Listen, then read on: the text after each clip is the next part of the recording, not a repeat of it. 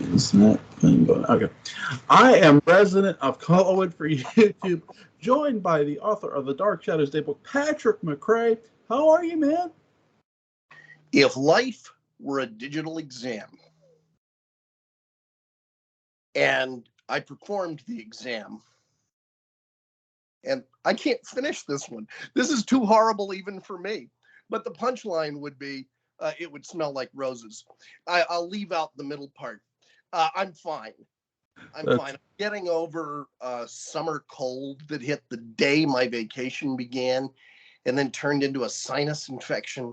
So expect coughing fits that have nothing to do with this. Right. I'm just saying.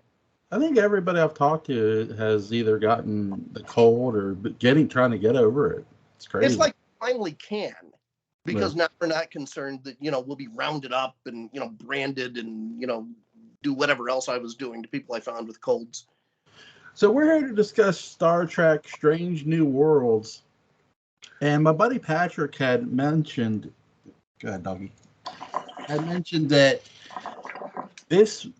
finally they actually did a Star Trek episode. And they've been consistently at it, by the way, every episode. What do you think so far, man?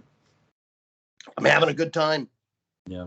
It is charming. It is light. And, I don't know if it is just a very difficult formula to get down or if there was a reluctance to get it down because the thought was, well, we have to be incredibly original. We can't give them old wine in an old bottle. We have to, call it Star Trek. Give them something completely different or largely different. And I get the idea of taking a franchise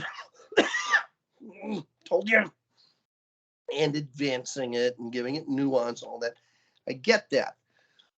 And there is a certain point when it simply becomes something else. And you just need to call it something else. Call it Babylon 5, call it Stargate, call it Battlestar Galactica, call it The Love Boat, whatever. But it's just when it stops being that thing, you got to wonder, is Hollywood trying to get too smart for us? Is Hollywood trying to tell us what we should like?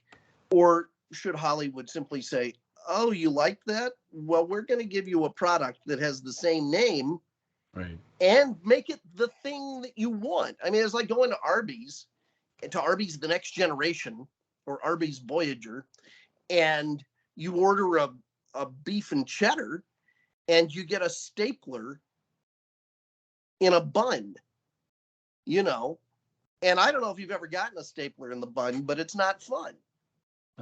No, I've never gotten that, but I think I watched like a couple episodes of Discovery and I completely got turned off by it. That's because it's a bad show. Yeah, and I think the dog doesn't like it either. No, it doesn't. And that's the thing too, like, what are you doing? Oh, you're talking about Discovery. Yeah. Come here. It's okay. You're okay. Sorry about that. But I think whoever's behind this is clearly doing a way better job than what they're doing on Discovery. That's the same people. I'm not kidding. The same people. I know, that's what I don't understand. Somebody brought something up, and I forget who it was, that I think it's CBS doesn't own the full rights to the original Star Trek, is it? Or I think at one time that was the case, that there was some stuff that belonged to Paramount. Right. Some stuff that belonged to CBS. But I think over the past few years, that's all gotten under one roof. Right. Anson Mount as a younger Christopher Pike, I think was perfectly cast. I think the fact, right? Their cast is incredible. They got Rebecca Romijn. I forget the guy who plays Spock, but he looks good. Ethan Peck. Yep. He's Ethan Peck's grandson. Really? Yeah, I think he's Atticus Finch's grandson. Look at a picture of the two of them. Cool. Yeah. You were mentioning something on the podcast we did previously that you said put Spock in right away, first episode, and they did that. Yes. And I think that's another thing they've done so well is, where they've gotten Spock in, and Spock is engaged to be married. Yeah. Which they're really, the one thing Star Trek did really well, whether it be Klingon, whether it be human, they make these characters relatable. And that's something from the very first episode that this Star Trek has done that Voyager to me didn't do. Those aren't the answers I'm looking for, Mr. Kim. Yeah, they didn't. They didn't. There's a movie, though, I can suggest you see, I really mean this, that should have been the model for Voyager. And I got real close to it. It's called Major Dundee. You ever seen Major Dundee? Yes. All in behind the Major. Okay, so the relationship that Charlton Heston's character, Major Dundee, has with Tyree, who is the Southern guy, that's the Scottish Southern guy or something like that, played by Richard Harris, where they're united only until the Apache are defeated or destroyed or something like that. There's a line that he keeps using. And there's this tension between the two of them, but also a really interesting synergy should have been the basis for the relationship between Janeway and Chakotay. Right. That should have set the model. I like how Anson Mount, Christopher Pike's like, Spock, are you naked? And his wife's like, he was about to be. About to be. Yeah. That was so gold. Question in almost every scene. Because then Spock beams up without his pants. Yep. He beams down to the planet he says, where are my pants? Which ties into my Rondo story, by the way, later. But yeah. Yeah.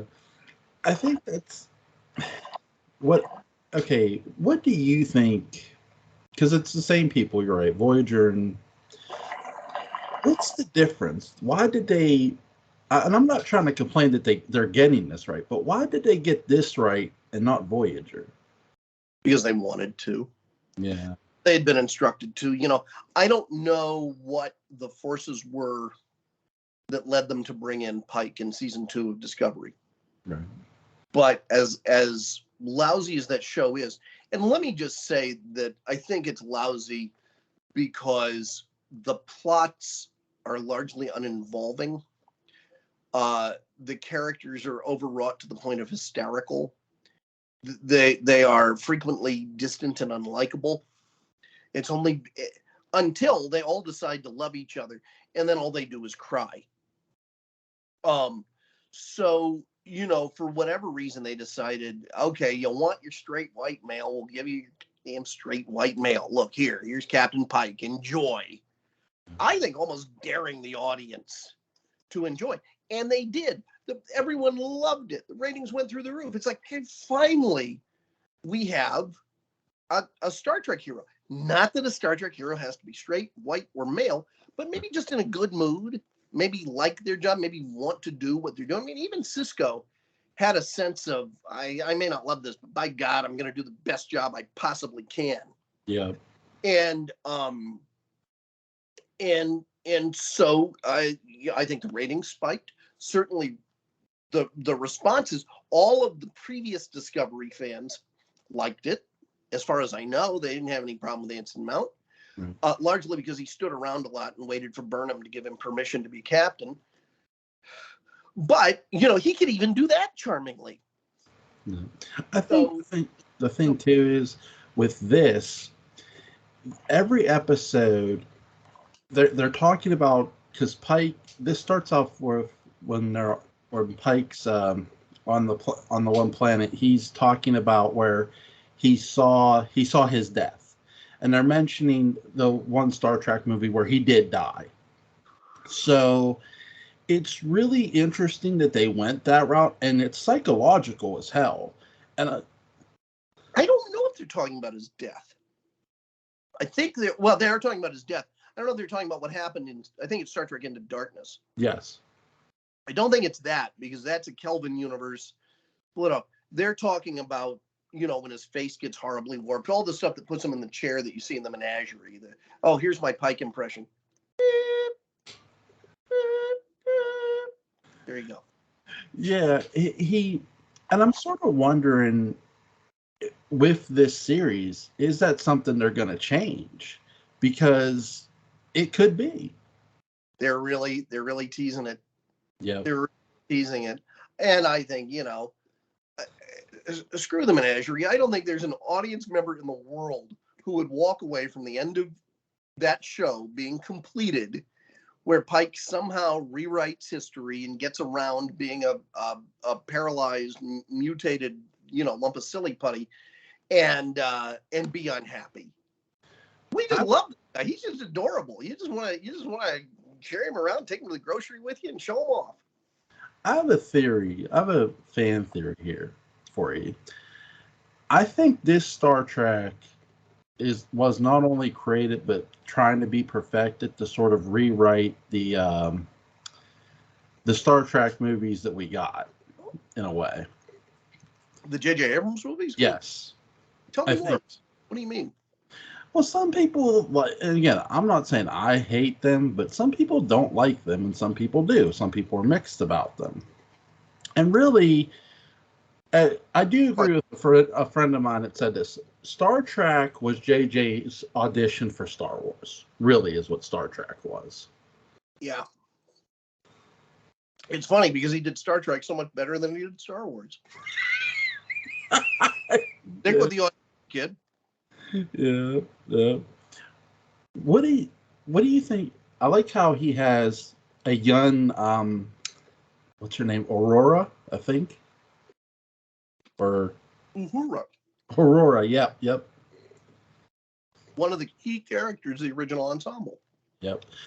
I like how, she's called the Prodigy, and she can speak multiple languages. So they really, and there's all the other characters too that I like. The one guy who can't see the alien, but he can hear really well.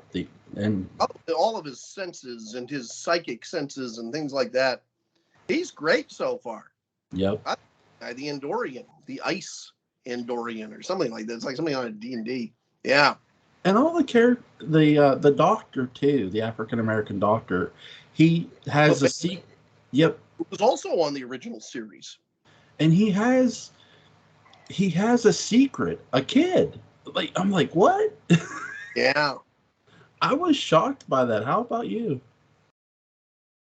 I think it got spoiled for me somewhere, but it was a really nice bit of storytelling. And the episode that I reviewed today was, I think it was the third episode. It was the one where they all get goofy on light. Yeah.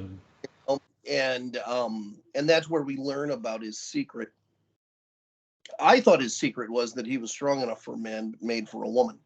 Right. But that, as it turns out, wasn't it. I really I liked the fact that both Pike and Pike for number one, and then number one for M'Benga, both completely bend Starfleet rules. Yep. Which is the most anti discovery, anti next generation, anti dot every I and cross every T kind of attitude you could have.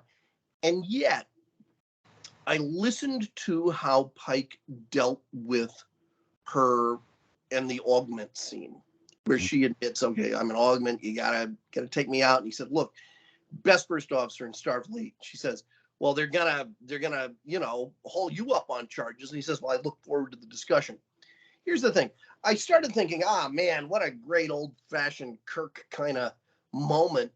And then I imagined that coming out of the mouth of any of the other starship captain leads. And you know what? I could hear the same dialogue. Yeah. I could hear Sisko certainly saying that. I could hear Picard saying that, in those moments where Picard breaks the rules and everything changes. I love I think it was the most recent episode or the episode before, they pay tribute to Deep Space Nine. The episode, I think it's Explorers is what it's called on Deep Space Nine, where Sisko and his son built a Bajoran sail ship. And so when they're standing outside the Enterprise, the shields are up, and you see the flag go up, and you see the sail ship, and I'm like, Deep Space Nine. It was so cool. Yeah, I mean, I think it's probably easy to assume that the people behind Discovery don't like Star Trek, and I don't think that's the case. Right. I think it's a situation where Hollywood has become really obsessed with promoting a certain agenda. And I think that, as much as anything, it was building anyway, but I think then has been a reaction to the Trump administration. And forces that were building prior to the Trump administration, but then I think that, I'm going to alienate some viewers. I don't care. Because they're not mine. Sorry, Jewel. But the Trump administration just being so monstrously weird, and fostering or encouraging the vote from people who seemingly are often so very intolerant. And so, for every action, there's an equal and opposite reaction. So you see the right and the left kind of getting increasingly shrill about things. And so, so much of entertainment has now become or became, I think we're bouncing back from that, about a political mission, thinking that, well, maybe Hollywood can solve the cultural cancer. Right. In fact, it just, I think, made it worse by, for one thing, putting the left in the image of suddenly being a bully that's taking away all of your franchises and giving you Ghostbusters Answer the Call instead, and telling you better like it or you're a bad person, you're part of the problem. Right. And no one responds well to that. And then the right responds by getting equally shrill, and you have people like, Doomcock running around with his, weird videos and everything else. So, Star Trek Discovery was an example of that. And and so was No Time to Die and so much other stuff. I think Strange New Worlds is on the vanguard of Hollywood saying, okay, we're done. We can show you a good time with intelligence and integrity, and politically be plenty left wing. I mean, Jesus, if you look at the politics that have been on the show, they've been very left wing, and that's been fine. I mean, the premiere of Strange New Worlds is an outright attack on Donald Trump. If you watch it, when they talk about conflicting visions of liberty leading to the Second American Civil War, what do you think they're talking about? Right. And yet somehow it really makes it seem like this is a problem that we all are fighting. One of the other things I like about Strange New Worlds that Discovery doesn't do, or maybe it's the opposite, is that Discovery has characters on the show who I really feel like exist merely to represent a group. There's and it depends on which group, but what I'm used to on Star Trek, and maybe I'm misremembering, maybe this is just selective memory on my part. What I'm used to on Star Trek is of course a lot of diversity, but the characters are all really good at what they do. Yeah. And what they do is the reason they're on the ship. I'm still not sure what Gray is doing, or Gray's spouse or lover or something like that. I've watched the show, but I can't. Maybe something in engineering makes Stamets smile, or gets Reno to say something uncynical for once, or something like that. But other than that, because I have friends who have gone bonkers at the trans presence on Discovery, and I'm very trans friendly, and so I've had to kind of calm them down and say, here's your chew bone, relax. But But at the same time, sometimes I feel like those characters just are brought on to represent a group. Right. And not to do something great. And let's take Tilly as an example. Tilly, I've heard people say, represents the autistic. I don't know if that's accurate or not, but I know this. It feels like they really have to strain to give Tilly a reason to be on that show. Yeah, the fact that she's just cute. But give her a reason to be on the show based on her competence. That has built over the 4 years of Discovery. Mm-hmm. But early on, I just thought, my God, a guy like Lorca, especially when we find out what Lorca's all about, keeping, kind of fuck up like this around on his ship in terms of crucial operations. I mean, this is the most secretive operation Starfleet has ever had. And one of your key officers isn't even an officer. She's a cadet. Right. And she can't shut her mouth. What, how am I supposed to rationalize this? So, that's all the stuff I think's gotten on people's nerves. I have no idea what you initially asked. This has been a jazz riff that's been on like a late Frank Zappa album. I apologize. Make a jazz noise here, pal. Go. Well, you pointed out about how each character has an importance or a job in Strange New Worlds, and you're right. They're all great at what they do. Right. Look, for example, the woman who got made head of security, and she gets made that because they're rescuing the number one in the first episode. Yeah. So when they make her this, you're sort of wondering, okay, when I first watched that first episode, and I'm going through the series, I'm thinking right after the first episode ends, I'm thinking, okay, how important are they really going to make the head of security? And then they do in a later episode where she's quoting the rules of her security, preference, and it's like, oh shit, she's really good, So it's sorry. So it's really, to me, that's the thing. It's like, okay, Spock's not just important, so is Kirk. He it's not Johnny. One of the things, Jewel, about this show is that it's clear that Pike chose his crew. Yep. And that he chose them not just on being good at what they do, but on ultimately not being assholes. Yeah. And that, yes, a captain can do that. A captain can choose his executive officers based on how they're going to get along together, how they're going to along with him, morale. He's not going to have some insubordinate jerk, to deal with, or just some boring cipher like, we get on Discovery, where they're trying to give them some sort of personality, but it's not really taking in all cases. Yeah. It's weird how Paramount hasn't been... Star Trek isn't the only thing Paramount's had problems with. I'll give a great example. I think the new MacGyver was problematic. I didn't see it.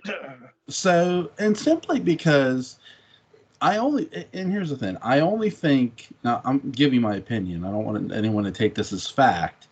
No, this is fact. Everyone listening, what he is saying is fact. It is gospel. Sue him if there is anything you disagree with. Go on. Oh my God. But I honestly think the only reason the new MacGyver got made was so that they could canon MacGyver in with NCIS, Hawaii Five-0, and all those other shows. Did they create a shared universe? They were trying to. Hawaii Five-0 and NCIS sort of did do a crossover. NCIS Los Angeles, I should say, did a crossover. And MacGyver and Hawaii Five-0 did a crossover. So I think they were trying to create one big shared universe. Why? That limits everything. I mean, it's okay occasionally in a Marvel situation where it's already a shared universe.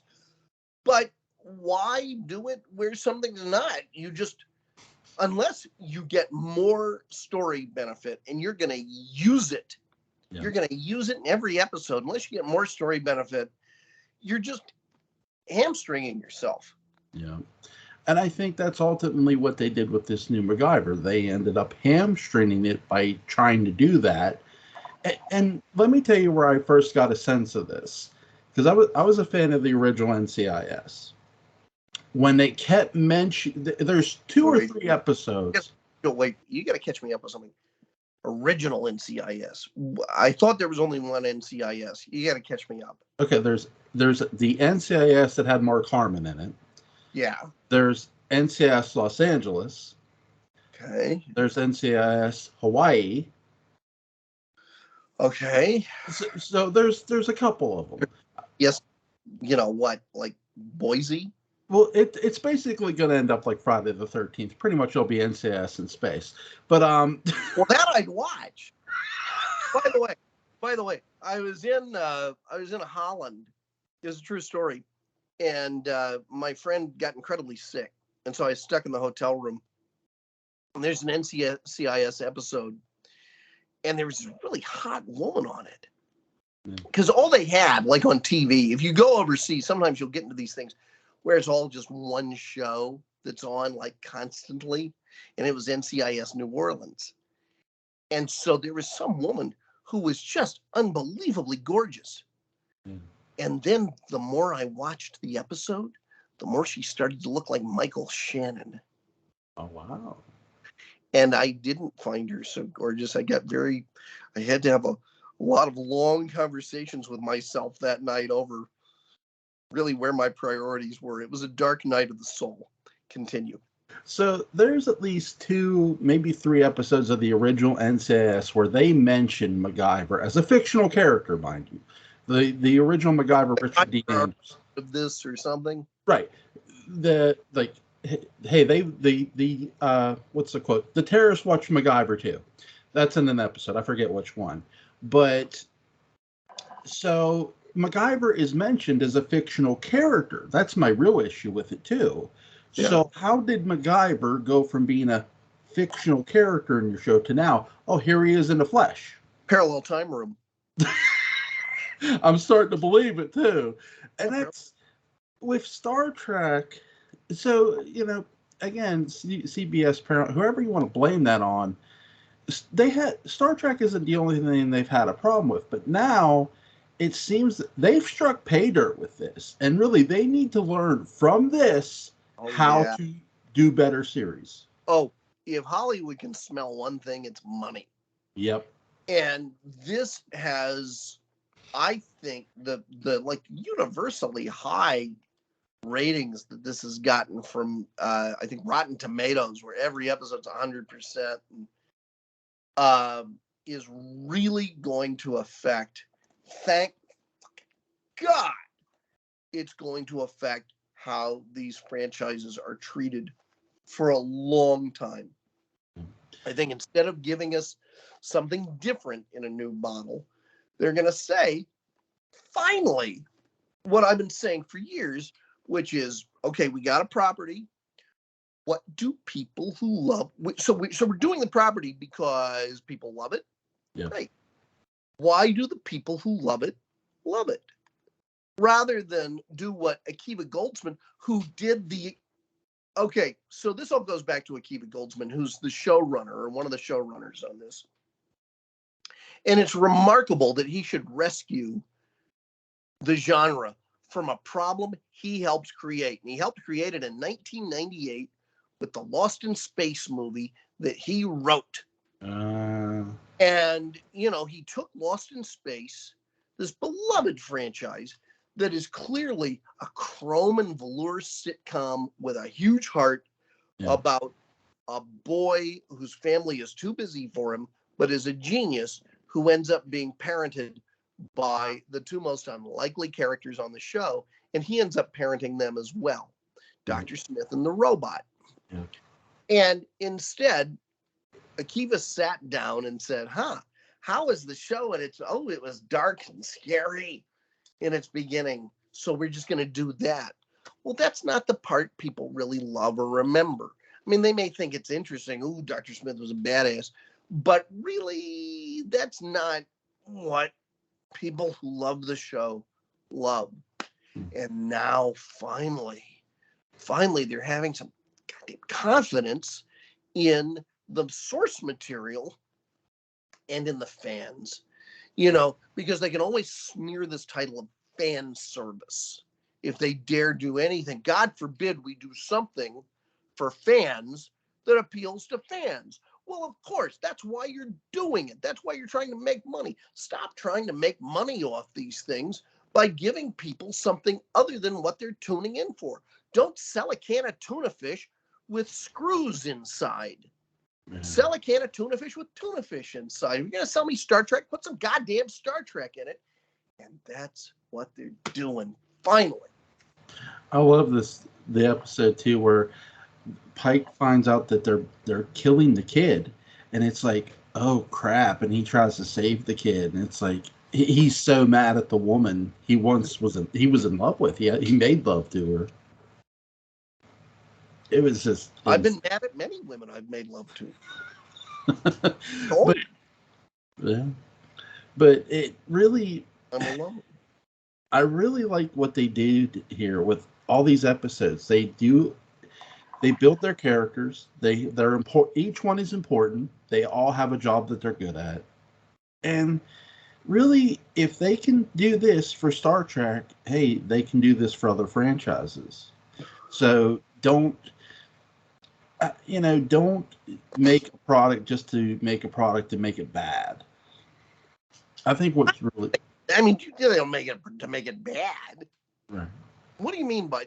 Explore that idea more, because I don't know if that got phrased the way you wanted it to. Well, when you make a product, don't just make a product where it's a horrible product with a name that we're familiar with.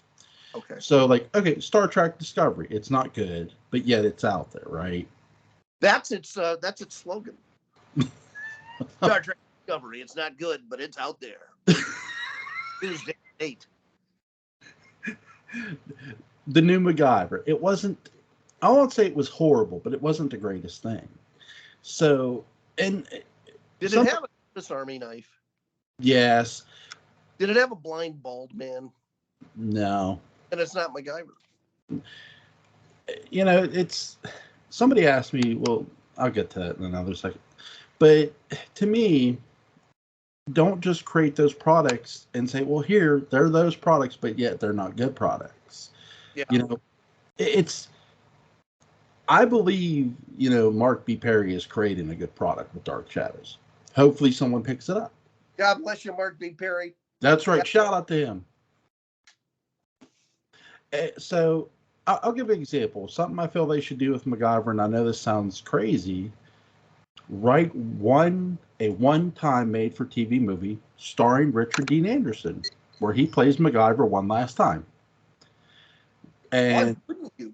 Right. And I know you. Right. Where he's on a train with this young woman, and he doesn't know her, mind you. At least he doesn't believe he knows her until he hears her last name. She drops her cell phone. She's being chased by these men. He happens to get off at the same stop as her as she's being chased by these men. What's your last name again? Dalton. She's the daughter of Jack Dalton. Who's Jack Dalton? I've never seen him. He was played by Bruce McGill on the original series. Character played by Bruce McGill.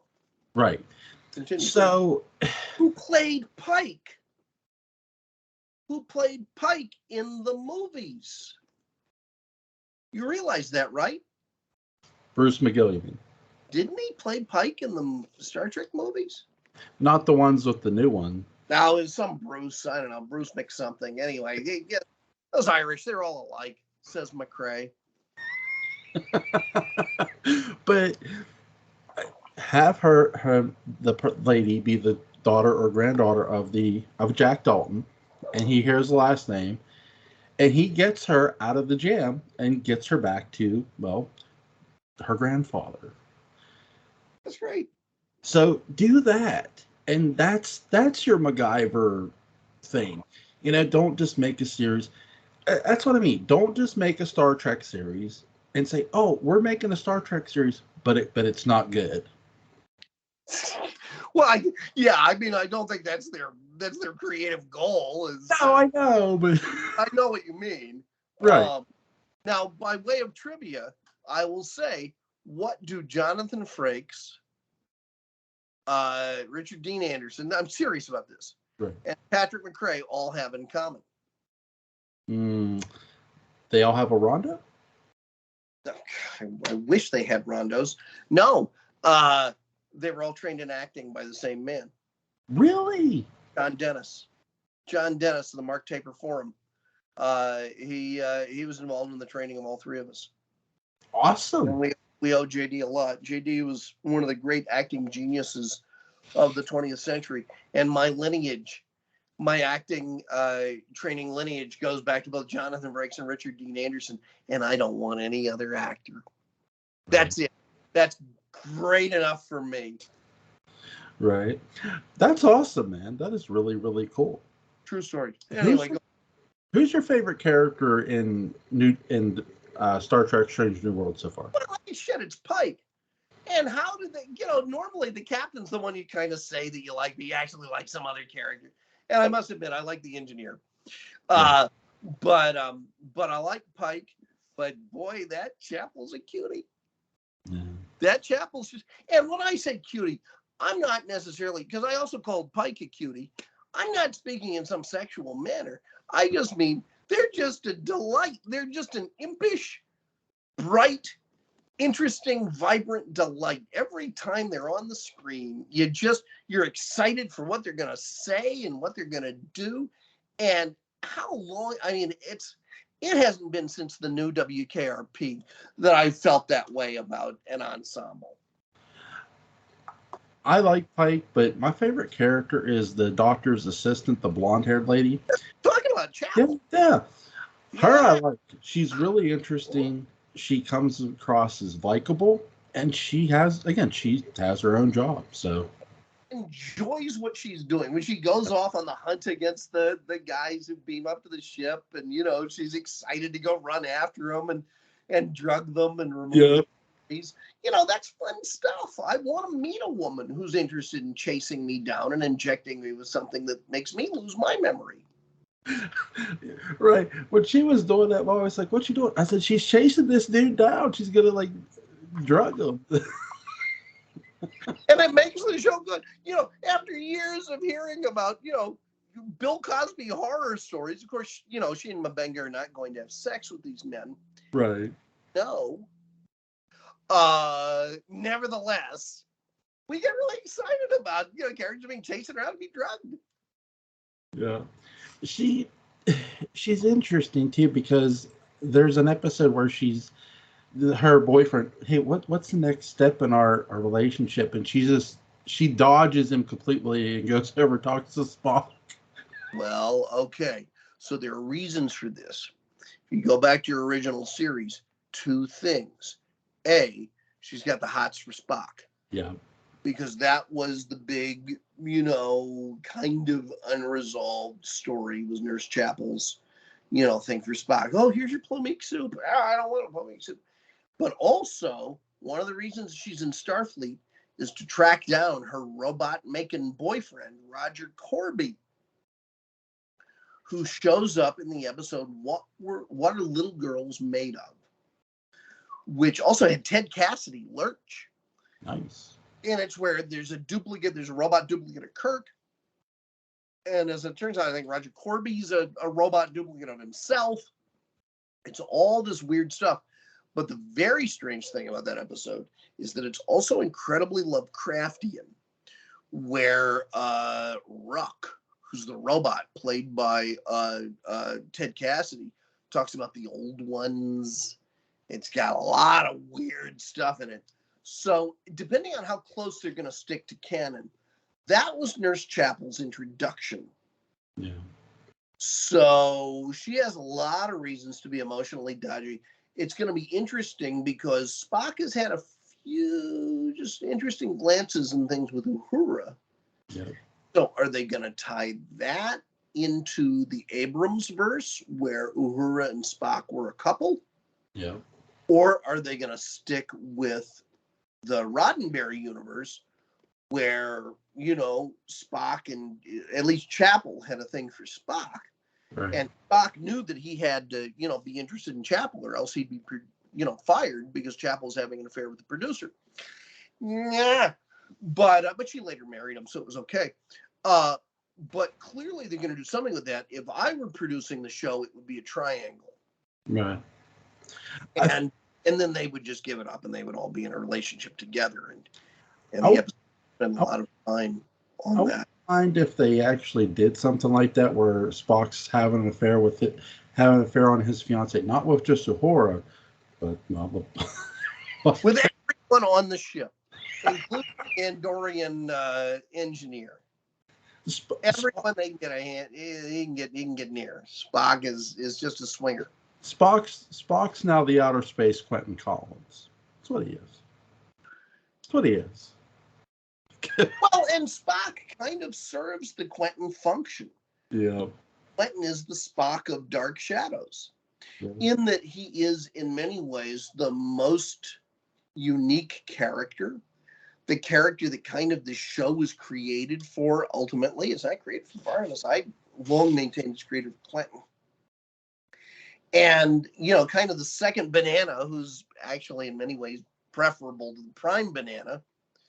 And not that I, want to question or impugn Jonathan Frid's prime banana whatsoever. I think Jonathan Frid's banana needs to stand tall.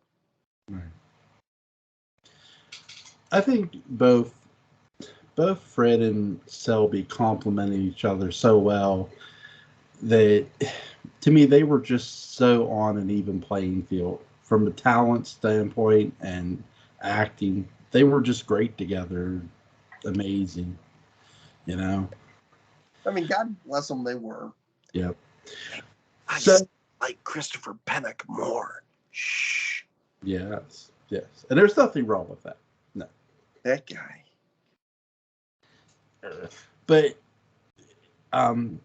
is there something you wanted to talk about, something that happened with the Rondo?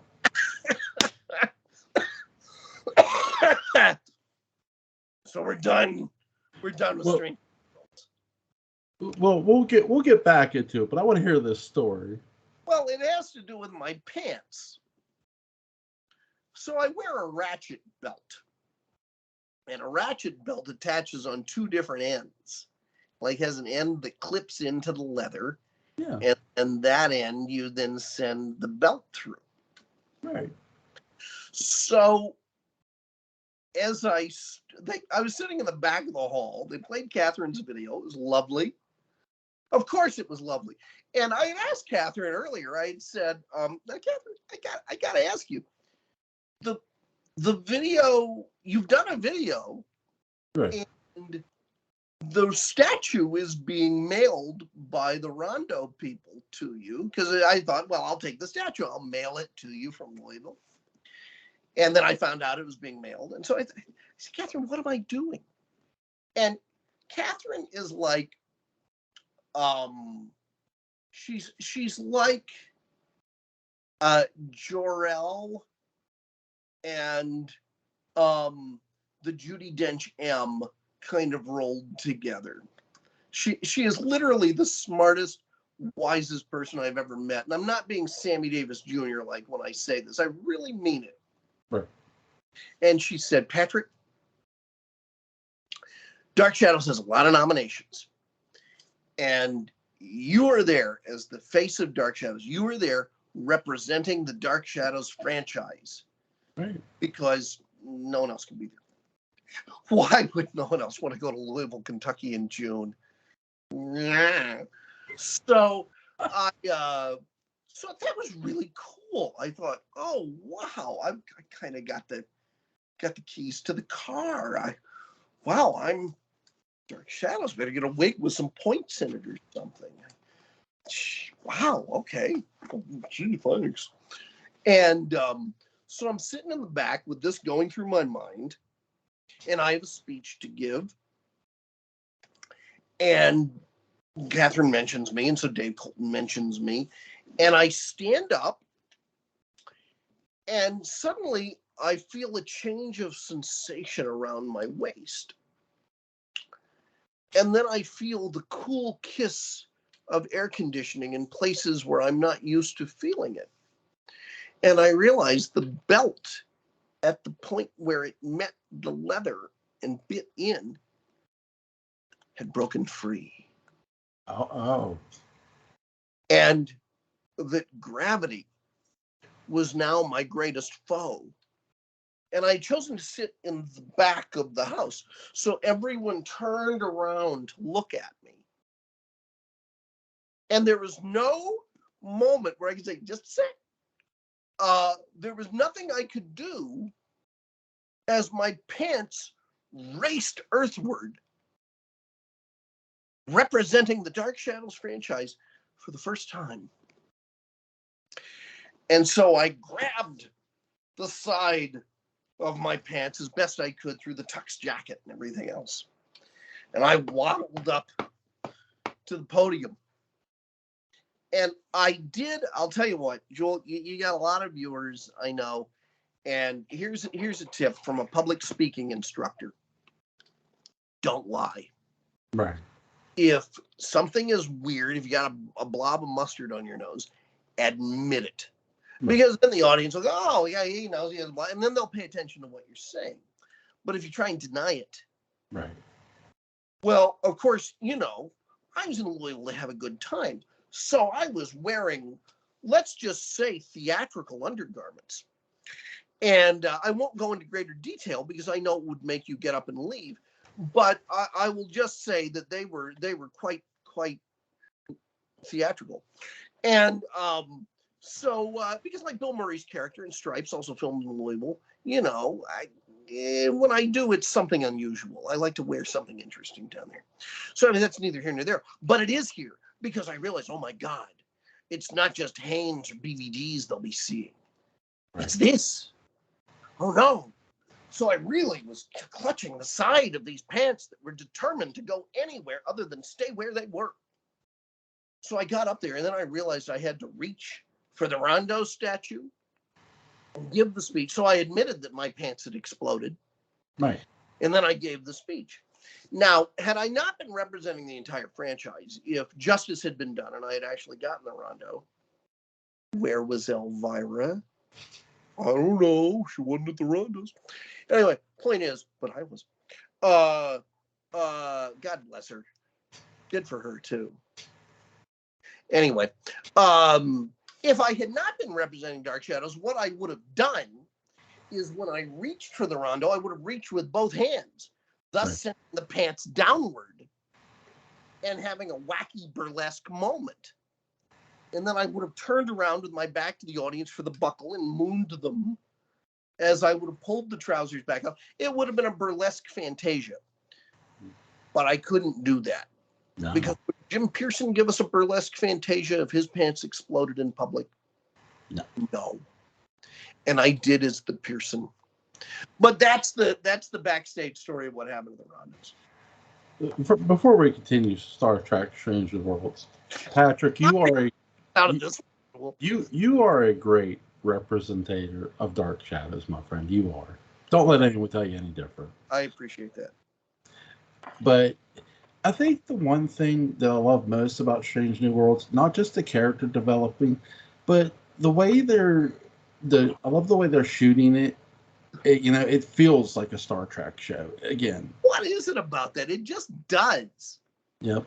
And unlike Discovery, I'm sorry, but so it really what they really need to hold this up in front of everybody in Paramount. See, we can do it, and now that we've done it, let's do everything else like this with Star Trek.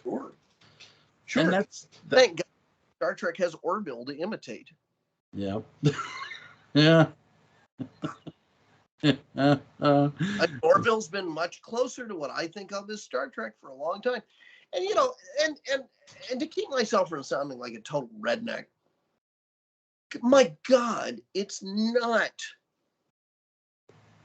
It's not the politics Right. of the show. Star Trek's always been the definition of woke for its era.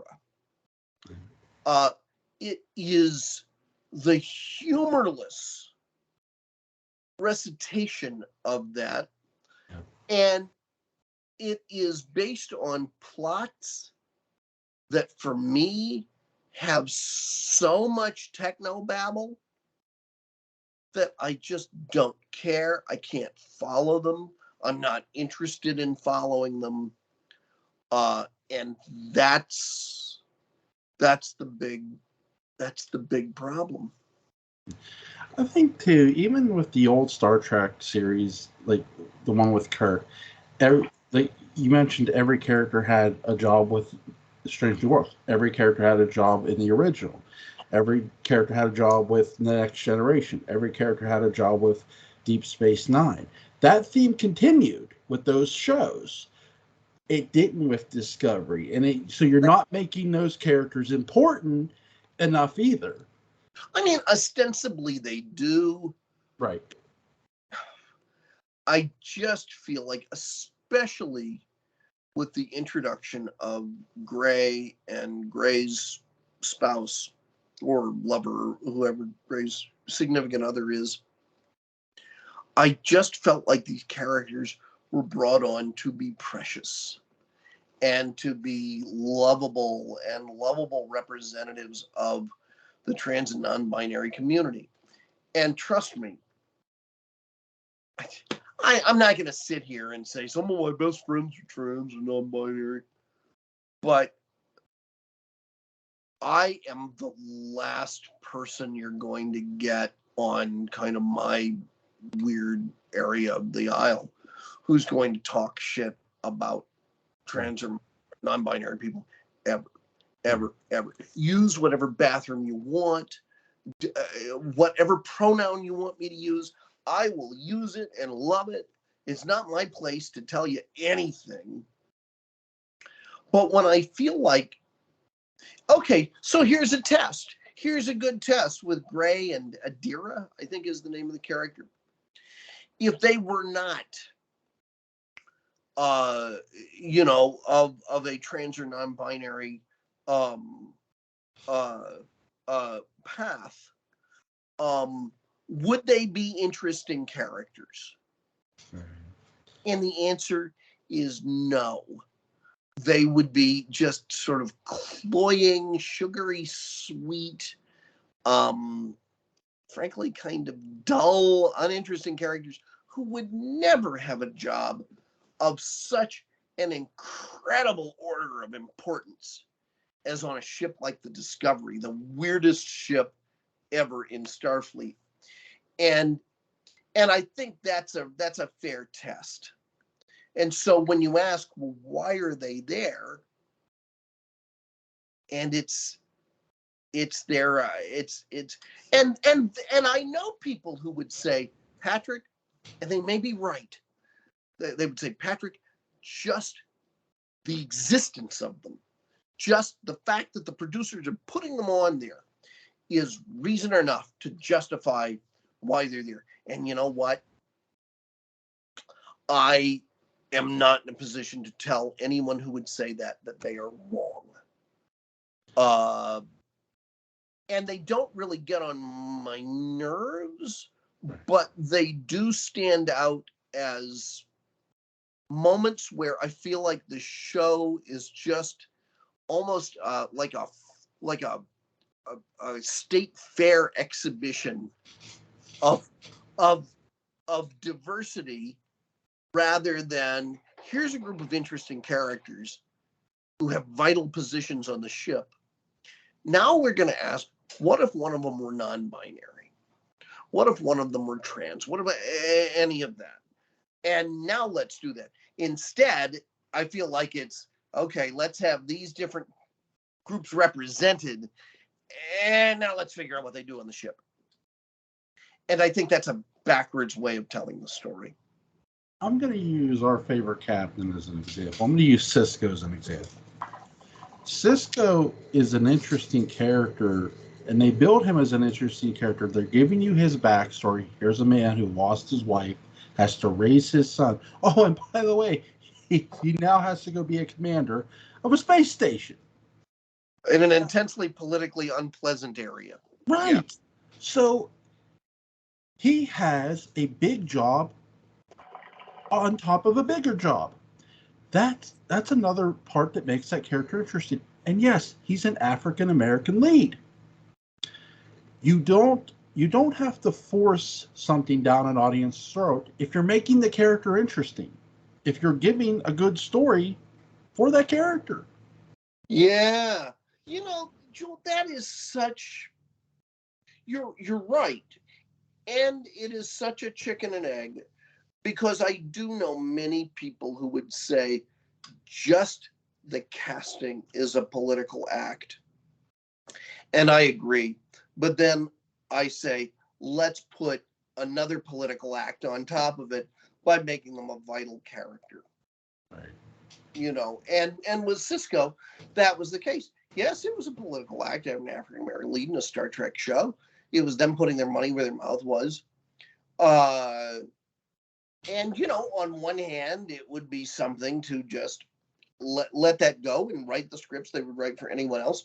But, they did use Cisco's racial background as grist for storytelling. I mean, specifically in Bada Boom Bada Bing, and what is it, To the Farthest Star? Is it the Mark Scott Zachary episode where he's Benny? And Benny Russell, and where his ethnic identity is racial identity is vital to the storytelling, and Cisco talks about it. Yeah. And that's the thing. It's like, if you make the character interesting, if you eventually tell the story of, hey, there is, like the way they did with Deep Space Nine, then fine. But don't, you shouldn't have to just have somebody on where you're not making that actor's character or actress's character not interesting. And it's like, because the only really person you're hurting is the actor. Really? So yeah, sort of. Yeah, I can see that. But God, this is such a conversation fraught with so many strange pitfalls and dangers, because it must be acknowledged that we are members of the most represented group in entertainment history, and the dangerous thing is to make any kind of judgment about what a group needs or doesn't need or deserves or doesn't deserve or whatever. I do stand behind my assertion that I feel like Gray and Gray's significant other are on the show largely to be pointed at, right, in arguably a condescending way, is, hey, look, here's your inclusion. Yeah. They're here. Yeah. We're not going to do anything with them, except let them be adorable and have Lois and Clark moments. And, and it's like, no, make this a kick-ass Star Trek character. Yeah. Who can handle all kinds of Sulu stuff and all of that. And sure, then they're also non-binary on top of that. Yeah. Cool. Yeah. Cool. Is there somebody you want to see guest star on Strange New Worlds, an actor or actress? No, I'll tell you, I've gotten into a conversation with a friend of mine who is hoping against hope that Kirk would show up as Sam Kirk's grandfather or something like that. Right. And while I appreciate that kind of sentiment, that ship has flown. Yeah. So would I reject any guest star? Hell no. Right.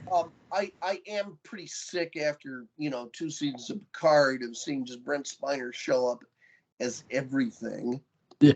I say it's like, yes, we all love Brent. Let he make a new record or something like that. But let's just either give him a juicy part where he's a regular and he's just. But let's stop. Oh, it's Data, but he's a cynical human.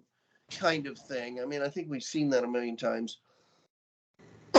I think if they come up with an interesting reason to have someone as a guest star, great. Who would you like to see? If they, again, I know he's never been on any Star Treks, and I mentioned him as somebody who I wouldn't have mind seeing as Captain. Is. Now I know who Bruce McGill is. Anyway, continue. Yeah, as I mentioned him as a potential for Captain Sisko would be Sam Jackson. I wouldn't mind seeing Sam. Sure, yes. Right. Would you want him as Mace Windu? He was great as Mace Windu. Mace Windu shows up on Star Trek. Oh, Lord. With the lightsaber. No jury in the land would criticize that. Because a lot of talk is how long are they going to be able to keep Anson Mount? Because, I think he's got a few features. Yeah. Don't replace him with Samuel L. Jackson. Replace him with Samuel L. Jackson as Mace Windu. There you go. There you go. Who else? Let's see. I'm trying to think of. Cody DePablo. She was on NCIS as Ziva David. I wouldn't mind seeing her. What about that girl with the bangs? Who is she? Which one? The goth girl with the bangs. Abby. Yeah. I forget the Paula Peretti, I think is her name. So is she still around? Can we get her? She's an actress, but she's not on the show anymore, so. Well, can she get the haircut back and show up on Discovery or something? There you go. David McCallum still on? Is Ducky still around? Rarely. He's on. McCallum's about 98, so I mean, seriously. I mean, David McCallum's up there. Yeah. But did you ever watch Man from U.N.C.L.E.? No. Guess who wrote Man from U.N.C.L.E.? One of the main DS9 writers. Really? Yeah. Cool. I did not. And Harlan Ellison wrote for Man from U.N.C.L.E. Cool. He was the star of Man from U.N.C.L.E. I'm trying to think if there's anybody else on it. No, he's not alive anymore. So I don't have any more names for guest stars. Is there anything else you want to add before we go? I've said far too much.